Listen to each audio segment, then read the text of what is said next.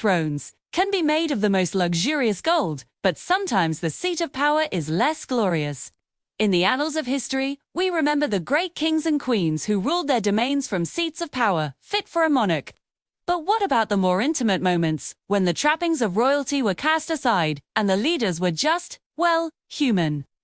Welcome back to the channel. Today, we're diving into one of the most unusual stories of all, the time a powerful empress negotiated a treaty while sitting on the porcelain throne. If you're new here, consider subscribing for more royal mishaps and historical tales. Let's get started. Empress Irene of Byzantium. The year is 797 AD, and the location is the great city of Constantinople. Irene rules as Empress of the Byzantine Empire, a realm where emperors and empresses have held court since the days of Roman grandeur. Now, Irene is a shrewd ruler, strong-willed and strategic. In fact, some historians argue that she might have been the very first woman to hold the title of Empress in the East. But let's not get ahead of ourselves. Ambassadors arrive bearing gifts and greetings from the King of the Bulgars. These messengers have traveled far, and their meeting with the Empress cannot wait for another day.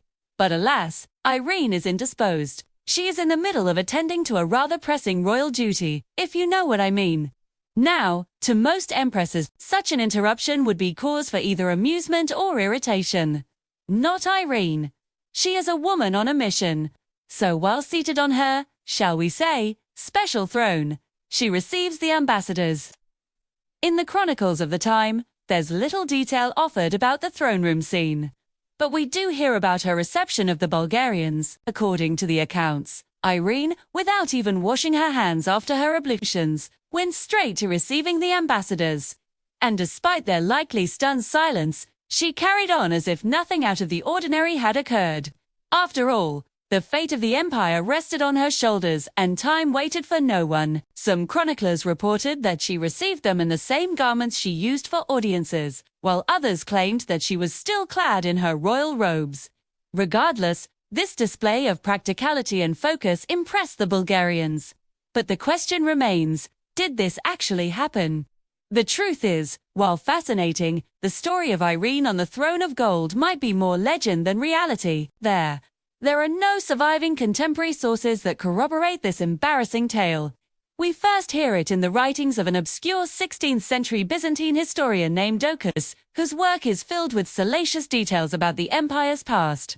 It's possible that he was trying to boost his own notoriety by writing these scandalous accounts, although historians argue that the story was a later invention aimed at discrediting Irene, who was already a controversial figure due to her religious policies. But even if the throne of gold was never tarnished by the empresses behind, the story has endured because it embodies a universal truth about leadership. Powerful or not, every leader is also human, capable of being caught in the most unexpected circumstances. And if the throne is all you have to sit on, well, then the throne you sit on might just be the toilet, regardless of its veracity. The story of Irene negotiating with the Bulgarians while seated on her toilet serves as a reminder to all would-be diplomats that one should never underestimate their opponent, no matter how precarious their position may seem. As one historian put it, the anecdote, whether true or not, is a vivid illustration of the Empress's character and the practical difficulties of diplomacy in the medieval world. So whether the Empress really did negotiate while on the porcelain throne or not, we can all agree that her dedication to her duties was unwavering. Just goes to show, you never quite know when or where you'll need to seal a deal, so always be prepared. You never know when you'll need to sit down and hash out the details. Thank you for watching. Do you think Irene would have done such a thing? Let us know in the comments.